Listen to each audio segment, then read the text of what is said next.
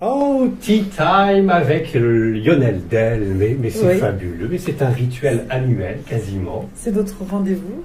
Alors, en 2013, on n'a pas fait grand-chose, mais là, en 2014, joie, bonheur, un nouveau livre de Lionel Oui. Del vient de sortir. Il est où? Eh ben, Lionel, on y va? On va le Ouais. faire apparaître. Hum. Voilà, le nouveau livre qui s'appelle La pierre du souvenir. Allez, il disparaît. Bon. Alors, Oui. c'est un nouveau livre qui est très utile à Lionel Del parce que Mais ça j'espère. parle de l'épreuve que malheureusement chacun a un jour ou l'autre dans sa vie, c'est le deuil. Oui. Le deuil. Le deuil pour les adultes et les enfants. Ça veut dire qu'on va rire pendant ces deux parties associées au livre dont on va parler, mais enfin on va pas tout déflorer parce qu'il faut le lire. Hein. Ouais. Je l'ai lu. Ça reprend un petit peu les informations qu'on a déjà eues par interview avec Lionel Oui. Del, etc. Oui. Et ça regroupe bien les choses. Et alors on en apprend plein sur Lionel Del. C'est ce type d'eau, c'est très intime ce qu'on entend de voix. On connaît vos filles. Enfin bon, on va parler du livre Oui. d'ici quelques minutes, même pas. Mais bien entendu, comme j'avais annoncé qu'on allait se rencontrer, j'ai Des questions. imprimé les questions de nos camarades d'élévation et très rapidement, m'en ferai donc le porte-parole pour avoir des réponses rapides aussi, s'il vous plaît. Avec plaisir. Vous êtes bien urbaine.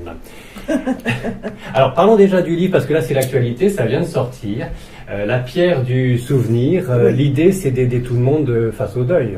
L'idée, c'est d'expliquer aux gens que le deuil, c'est quelque chose qu'il faut apprivoiser, il faut l'apprivoiser, il faut vivre avec. Et aussi la façon dont on peut voir les choses et aider les âmes qui sont défuntes de l'autre côté.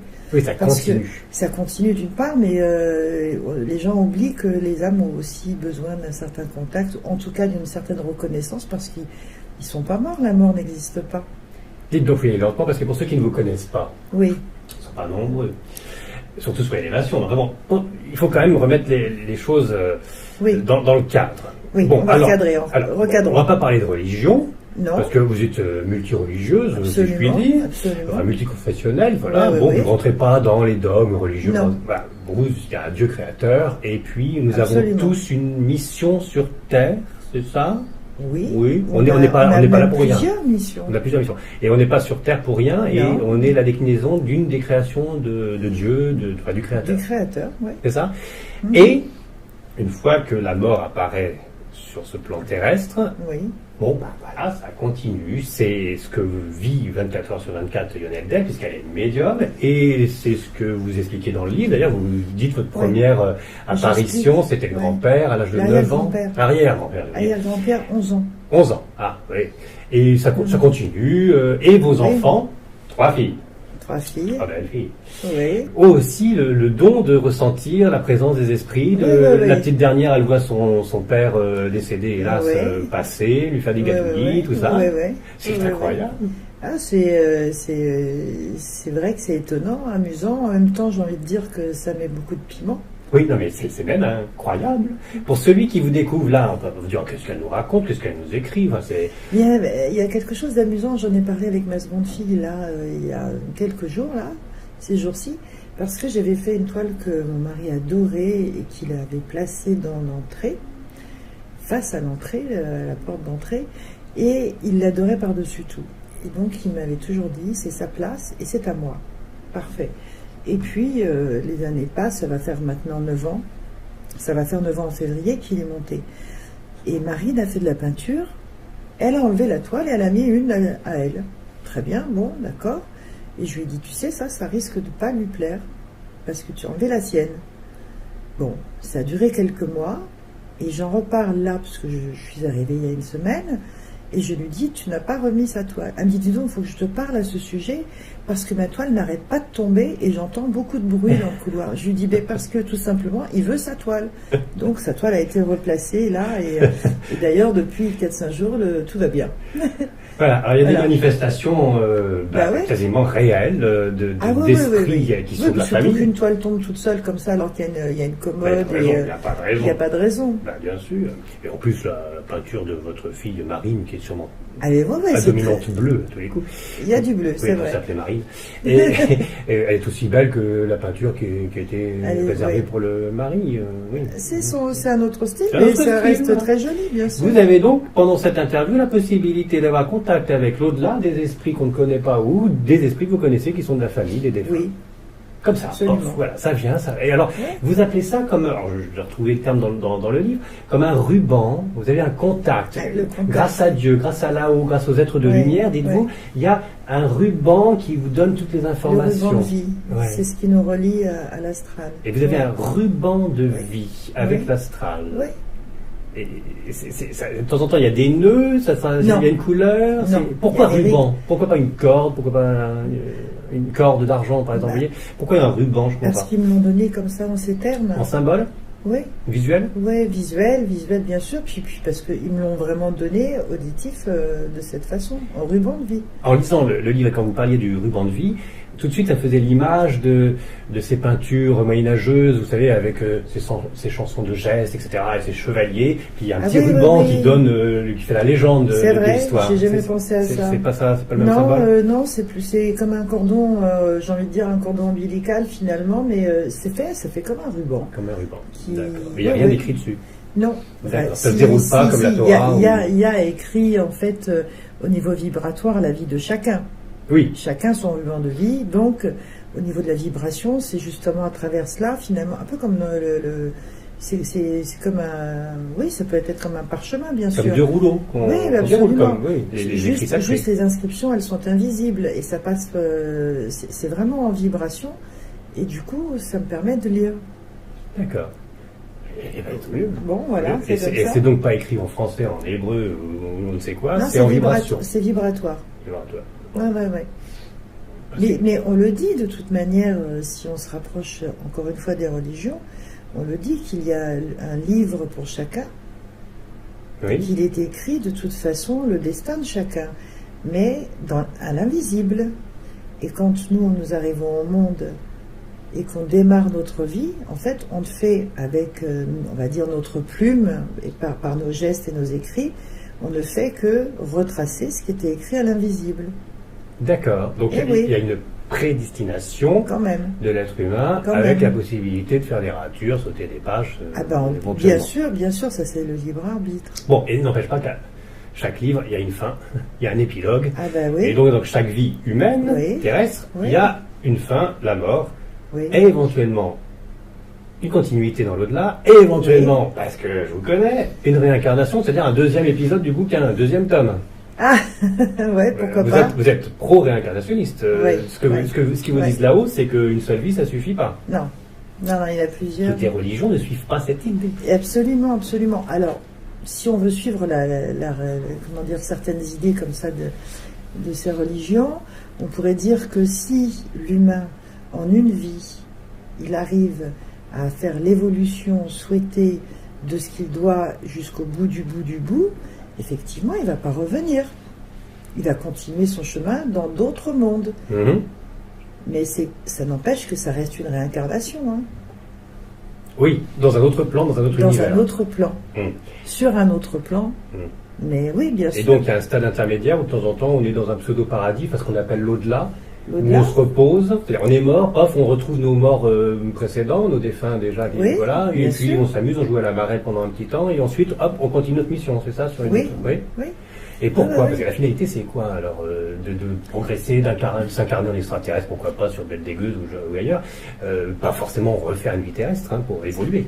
Pas non plus tout le temps tourner. Ah non, ça tourne pas que de l'au-delà à la Terre. À un moment donné, ça va dans d'autres, bien sûr. Et pourquoi? Alors, c'est pour monter jusqu'où? Mais jusqu'à la pureté divine. Oui. Parce qu'on en est descendu avant ou... Parce qu'on vient pour évoluer. Donc si on vient pour évoluer, c'est pour apprendre des choses, pour se parfaire. Et il n'y a que sur ce plan ici terrestre qu'on peut travailler ça. D'accord. Dans l'incarnation. Notre incarnation bébé, c'est Dieu qui nous crée à ce moment-là, ou, comme on pourrait comprendre, c'est une réincarnation parce qu'on a raté notre vie précédente et on a redoublé la classe et on... Ça arrive. C'est les deux, mon capitaine. Oui, absolument. C'est toujours au cas par cas. Ça dépend de ce qu'on fait sur Terre. Oui, c'est au cas par cas. Mais pareil, alors ce qu'on va apprendre, l'esprit est immortel, d'accord? Oui. Ça, c'est une chose. Vraiment dans l'au-delà. Pour que l'esprit puisse, on va dire, naviguer et vivre sur certains paliers dans l'ailleurs, il a l'âme. L'âme, c'est, on va dire, son corps. C'est un corps vibratoire qui lui permet d'aller en onde de forme et de pouvoir se mouvoir. Une fois qu'il a décidé, ou que le Créateur décide pour lui qu'il doit revenir ou descendre, tout simplement faire une classe, à ce moment-là, l'âme s'approche au niveau du corps et est obligée de s'intégrer dans le corps d'une femme pour arriver finalement à se vêtir d'un vêtement de chair. D'accord, le corps. Pour pouvoir vivre ici. Et alors ça fait fonctionner le bazar. Absolument. Et une fois que la vie terrestre est terminée et qu'il remonte, eh bien il lâche cette peau et retrouve l'âme. D'accord, alors, attention, on distingue bien l'âme de l'esprit. Oui. D'accord, c'est corps, âme, esprit. Voilà. Trinité bizarre, oui. Ouais. L'esprit, c'est vraiment être immortel. Mais l'esprit, donc, attend que l'âme se soit incorporée dans le corps, que ça fonctionne bien, qu'il vit, pour être de nouveau aussi à l'intérieur, comme des poupées russes, plusieurs stades à l'intérieur, et l'esprit vit sa vie à travers l'âme et le corps physique, et à la fin, il n'y a plus que l'esprit qui continue. Voilà. Et l'âme, qu'est-ce qu'elle devient? L'âme, elle va, alors c'est pas très joli le terme, mais on pourrait dire, c'est une plateforme ou comme un dépôt. Comme un dépôt, oui. Voilà, et en fait, mais cela dit, plateforme est plus jolie quand même, et ça correspond mieux à ça. Ce qui n'est pas inintéressant, parce qu'il y a des personnes qui se demandent si, imaginons que quelqu'un se réincarne, que ce soit ici-bas ou dans un ailleurs, plus haut, est-ce qu'on peut encore communiquer avec l'âme de la personne? Oui. Oui, absolument qu'on peut, parce qu'il y a justement... L'âme, c'est la mémoire émotionnelle qui reste en contact. Donc même si l'esprit continue à faire son parcours, l'enveloppe qui est dans l'invisible, donc l'âme, qui est sur sa plateforme, est en lien, toujours en lien avec avant, mais avec aussi après. Donc on peut toujours avoir en fait des nouvelles de la personne qui a été incarnée avant ici. Je suis dans un esprit pur, sans mon âme, sans mon corps.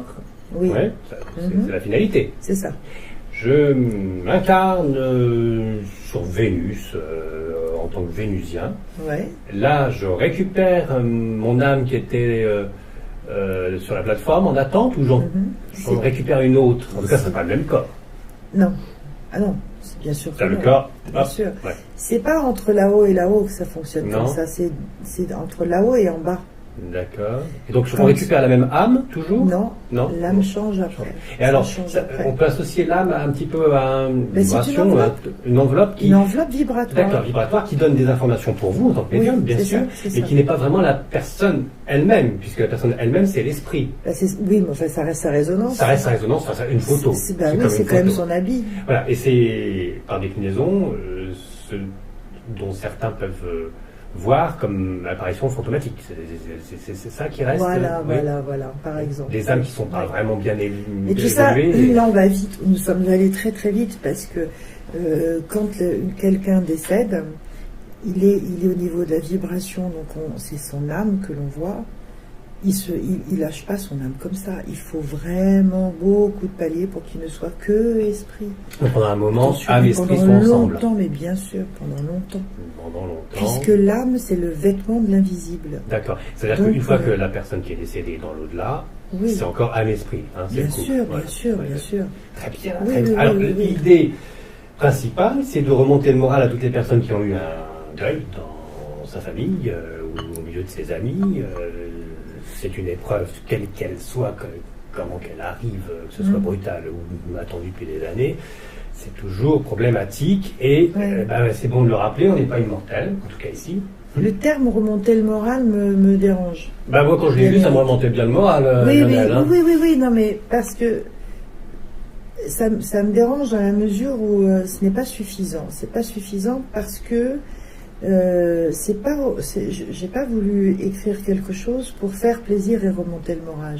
Le moral, pardon. Ah oui. C'est pas un conte de fées pour faire non, je l'ai écrit parce que c'est vrai. Vous avez vécu en plus. Voilà, complètement. C'est axé sur votre vie. Et ça fonctionne comme ça. Donc du coup, c'est plus pour accueillir une vérité, pour mieux comprendre comment ça se passe, ce qui s'y produit, qu'autre chose. Que ça remonte le moral, merci mon Dieu, c'est fabuleux, c'est tant mieux. Alors, mais c'est pas que pour faire du bien, c'est vraiment pour apporter la connaissance, mais voilà, exactement. La connaissance, oui. De façon à ce que les gens comprennent d'abord ce qu'ils vont traverser, comment ils peuvent l'accueillir et comment ils peuvent le gérer, mais aussi la continuité. Qu'ils soient rassurés par rapport à leurs aimés. Important de savoir qu'on n'est pas immortel sur Terre, mais que nous sommes quand même, une partie de nous est immortelle et va continuer. Et importance de savoir que nous sommes des voyageurs. C'est ça le terme que vous aimez bien nous représenter comme des voyageurs, et on doit quitter des endroits pour aller en visiter d'autres et puis faire d'autres expériences. L'âme voyageuse, elle va, elle vient, elle monte, elle redescend et elle remonte et encore plus haut d'ailleurs. Oui. Alors, je parlais de ce livre parce qu'on vous découvre, on sait que vous avez 3 enfants, et puis on sait aussi que vous avez fait une petite fausse couche. Oui. Et c'est un enfant, un jumeau, presque un jumeau de la dernière, qui est parti à 1 mois et demi, quelque chose dans le genre. Est-ce que il se manifeste? Est-ce qu'il a justement, alors il a eu un petit corps de rien du tout, mais est-ce qu'il a une âme et un esprit? Est-ce que vous avez eu des contacts avec lui? Parce que vous n'en parlez pas trop. Non, j'en parle pas vraiment parce que comme c'est dans l'acceptation la plus totale, du coup, je m'arrête pas particulièrement là-dessus. Mais est-ce qu'il a continué d'évoluer ou est-ce qu'il a complètement disparu? Parce que c'était un essai, ça n'a pas marché. Alors, il m'est arrivé quelques fois, je sais pas, 3-4 fois, peut-être, je ne peux pas dire combien, je me souviens pas, où je vois... mon défunt époux, et on voit une petite âme à côté qui se balade. Bon, très bien, voilà. Ce qui était intéressant, c'est surtout quand ma fille était toute petite et qu'il est venu, en fait, je me suis dit, ça c'est quand même juste incroyable. Parce que sur le moment, j'ai pas pensé à ça. Sur le moment, en fait, de son départ à lui, j'ai pas pensé qu'il pourrait venir... voir sa sœur. Et vous pensiez déjà qu'à 1 mois et demi, il pouvait continuer sa vie dans l'au-delà? Mais bien sûr, mais même j'ai envie de dire, oui, bien sûr, s'il retourne directement. Il retourne directement à la lumière. Même au bout de quoi? Ça veut dire que la vie existe, 1 mois et demi de grossesse. Je pense à l'avortement avec c'est un peu... La vie, elle existe dans l'au-delà bien avant qu'on soit incarné. Donc il existait bien avant, de toute façon. Donc c'était prévu. Bien sûr que c'était prévu. Et pourquoi c'était prévu une si courte petite vie pour cet enfant? Pourquoi? Peut-être qu'il est venu juste à... Je vais pas demander, mais peut-être qu'il est venu juste pour le démarrage pour ma dernière. Peut-être. Il y a des choses qu'on comprend pas. Il y a des choses... J'ai pas demandé, donc là c'est une colle entre guillemets. Mais est-ce qu'il est venu... Et moi, de ce que j'ai dit, en tout cas à Marie-Yasmine, Fleur, je lui ai dit qu'il s'était rendu compte que finalement, il était venu trop tôt. Oui. Voilà. Bon, ça, je lui ai expliqué ça parce qu'en même temps, il est reparti très très tôt. Il s'est rendu compte qu'il n'avait pas tout terminé de l'autre côté. Donc, elle a trouvé ça très sympa. Et puis elle lui a dit au revoir, et d'ailleurs ça lui a fait beaucoup de bien. On va rester sur Fleur, déjà dans le cadre des fleurs. Donc la petite dernière qui a vécu le décès de son papa, et qui, toute poète, comme un enfant peut être à 3-4 ans, vous l'avez ramenée au cimetière vers les 3 ans, c'est ça 3 ans et demi, puisque son papa est décédé, elle avait 3 ans, c'était donc février. Et j'ai attendu que la pierre du souvenir soit vraiment installée, donc c'était au printemps. Alors, la pierre du souvenir, titre du livre. Oui. Tiens, on le fait apparaître. Voilà. Il disparaît, je crois. C'est une tombe. Voilà, c'est la stèle. Dire à un enfant que son papa est 6 pieds sous terre, c'est délicat. Et là, vous avez apporté ça d'une façon très poétique, et en plus, avec les contacts que vous aviez... ça a été juste un bonheur, parce que je ne savais pas comment dire... C'est comme une fleur. Oui. Comme une fleur, vraiment. Je ne savais pas comment dire les choses vraiment, et ça c'est à la porte du cimetière. me suis dit merci, parce que je voyais pas trop comment expliquer ça.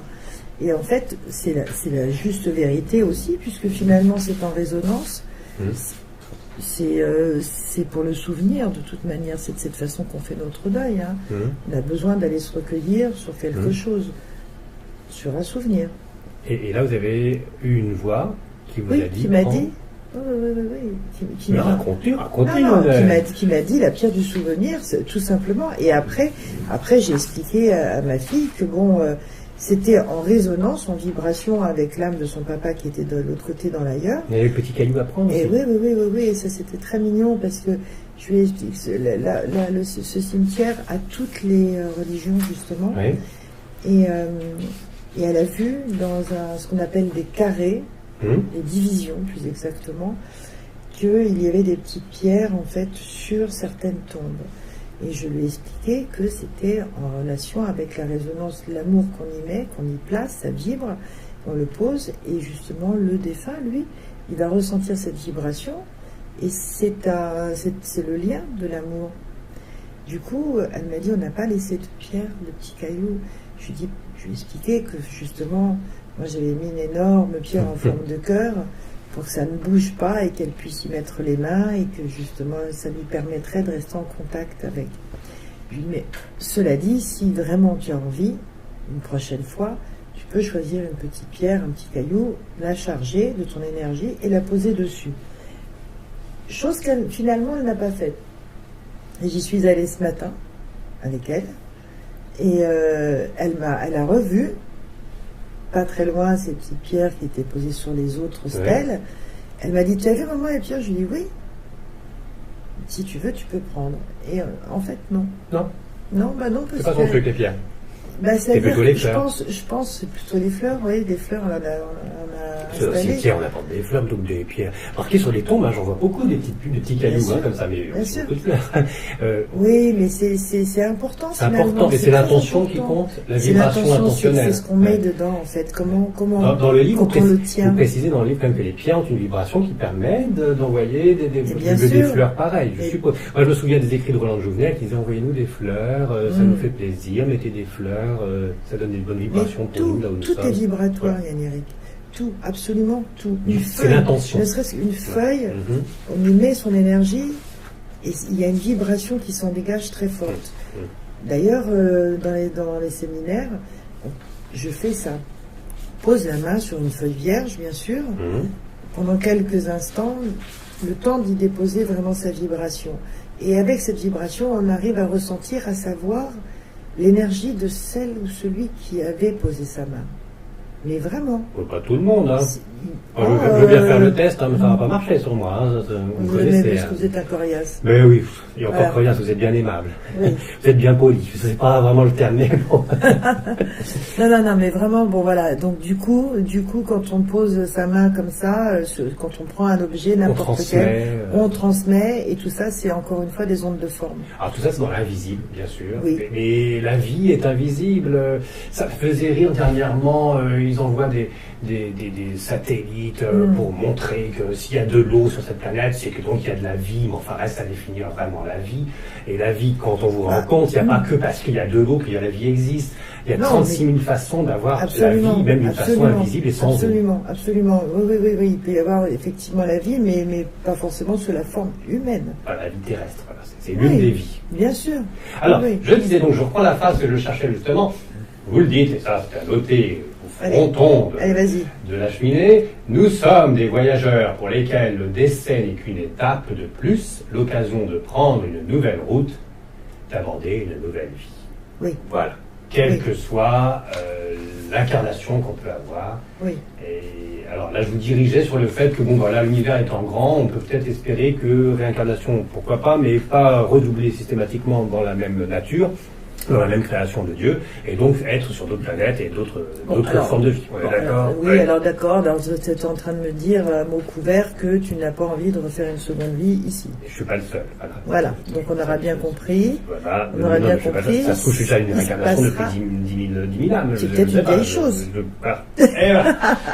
Ça y est, voilà. Oui, déjà peut-être que je suis... Mais nous sommes nombreux à être de vieilles choses. Oh, pas à vous. Mais si, certainement. Au fait, alors, vous êtes... puisque vous êtes médium, vous êtes une vieille âme. Je n'allais pas dire une vieille chose. Une vieille âme, vous savez que vous aviez déjà vécu plusieurs fois sur Terre. Oui, ça vous le savez. Oui. Et vos filles? Ça m'est déjà arrivé. J'ai pas regardé. Ce sont mes filles, alors bon, je les laisse tranquilles. J'ai eu cette sensation à la naissance, oui, pour les 3. Ça se ressent vraiment. Et, mais je suis pas allée fouiller, savoir...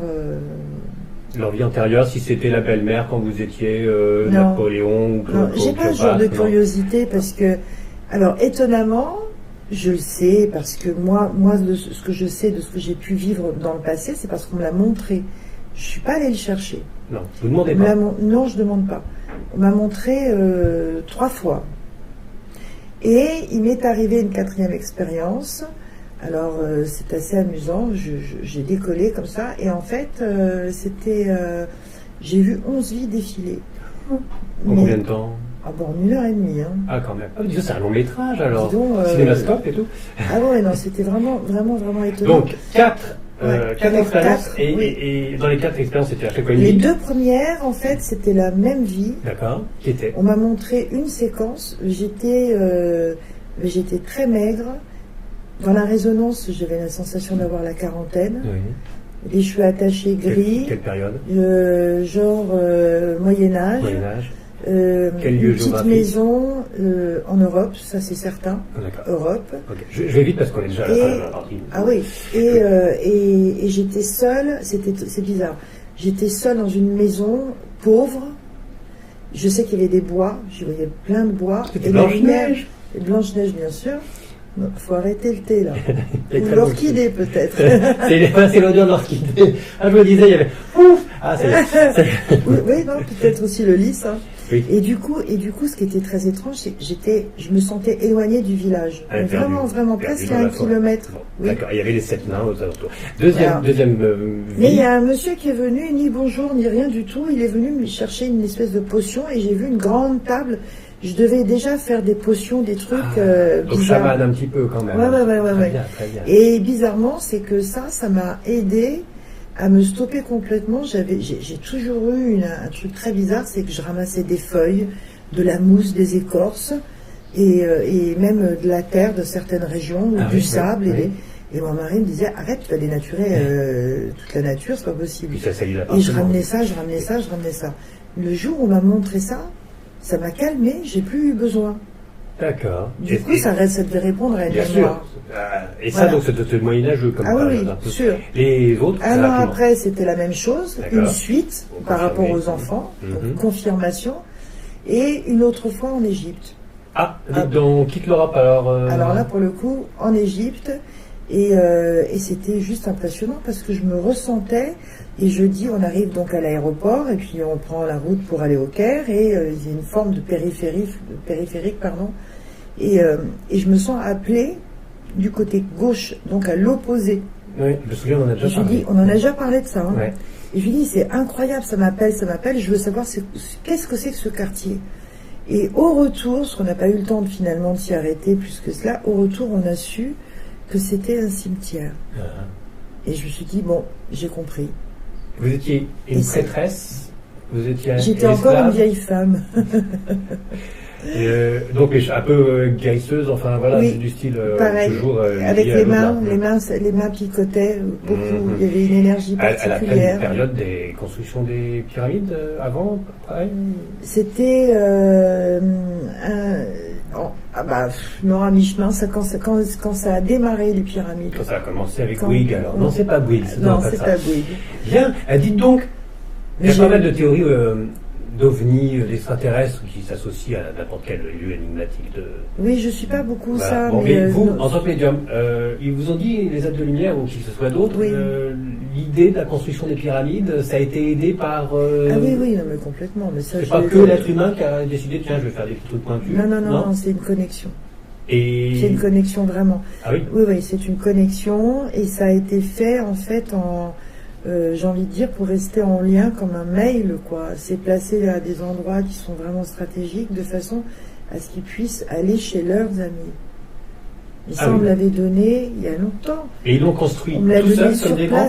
Ils l'ont construit tout seuls comme des grands ou ils ont été aidés par leurs amis? Ils ont été aidés. Ah oui, parce que c'est vrai que ils ont été aidés. C'est phénoménal comme travail. C'est juste impressionnant. Ils ont été aidés. Mais ça, on me l'a donné à ma première visite en Égypte dans les années, pas dire de bêtises, 83-84. La montée, elle était phénoménale. Et les chants célestes à Boussimbel, je suis restée plantée pendant 4-5 heures environ. Vous avez entendu les chants célestes? Ah mais oui. Ah mais oui. Alors ce que je peux dire avec grande certitude, c'est que justement ces travaux de pyramide et tout cela, c'était pas des esclaves dans le malheur. Ils étaient heureux de le faire. Ah, ce que vous entendiez, c'était ceux qui étaient en train de travailler et qui chantaient pour la gloire de leur Dieu. Alors, je dis céleste parce qu'il y a vraiment un lien avec des êtres célestes et les chants d'en bas, les chants d'en bas. Les deux, il y avait que oui, absolument. C'est un groupe, super groupe. Mais il n'y a pas une idée d'extraterrestre. Attention, c'est des êtres de lumière. Là, on n'est pas avec des extraterrestres, avec leurs ovnis qui vont avec des rayons laser aider à faire construire la pyramide. On n'est pas à ce niveau-là. C'est spirituel. Bien sûr que c'est spirituel, mais ça veut dire quoi extraterrestre? Extraterrestre veut dire quelqu'un qui ne vit pas sur la Terre. D'accord, donc c'est extraterrestre de toute façon. Alors vous pouvez associer les êtres de lumière comme des extraterrestres? Non. Ah, non, pas du tout. Non, mais ça reste de toute manière des individus créés par le Créateur. D'autres, oui. Mais voilà, d'autres. Mais j'ai envie de dire que les extraterrestres ovnis, pour être plus précis, aussi. Oui. Les petits gris, ceux qui apparaissent, qui, voilà, bon. Aussi. Alors, vous savez que dans la création de Dieu, il y a pas du bon, de notre fenêtre. Oui. Alors, une fois qu'on sera mort et qu'on aura atteint l'infini, on comprendra pourquoi il y a des scorpions, des migales et des moustiques qui donnent la malaria. Ça, c'est la chaîne alimentaire. On comprendra pourquoi on doit souffrir et avoir des maladies. C'est quand même Dieu qui l'a créé quelque part. L'homme y est pour beaucoup. C'est bien. J'ai bien appris ma leçon. Néanmoins, j'ai plus rien à dire, c'est super. Comme Dieu est omnipotent et c'est lui notre créateur, je ne peux pas, et qu'il est amour, j'ai de temps en temps des grosses interrogations quand je vois ce qui se passe sur la planète. On est d'accord, il y a des moments où ça colle pas trop. Si Dieu nous a créés, pourquoi il nous laisse dans des horreurs qui peuvent arriver? Il nous laisse jamais. Ouais, enfin les tremblements de terre, c'est pas la faute de l'être humain. Non, mais là on va entrer dans un débat. On n'y rentre pas, c'est pas dans le livre. Voilà. C'était juste, excusez-moi, vous connaissez, je parle à droite, à gauche, et c'est la fin de la première partie. Comme le temps passe. Très bien votre thé. Écoutez, fleurs parmi les fleurs. Profitez du thé. Nous allons nous servir et se retrouver dans la deuxième partie. Le temps passe à une vitesse. Ça va très vite, oui. Que je pense que nous ferons la deuxième partie tout de suite avec les questions des internautes qui vont sûrement rebondir sur la lecture du livre parce que voilà, c'est souvent lié à l'au-delà. Le livre 1, on le fait apparaître. Voilà. On se retrouve dans la deuxième partie.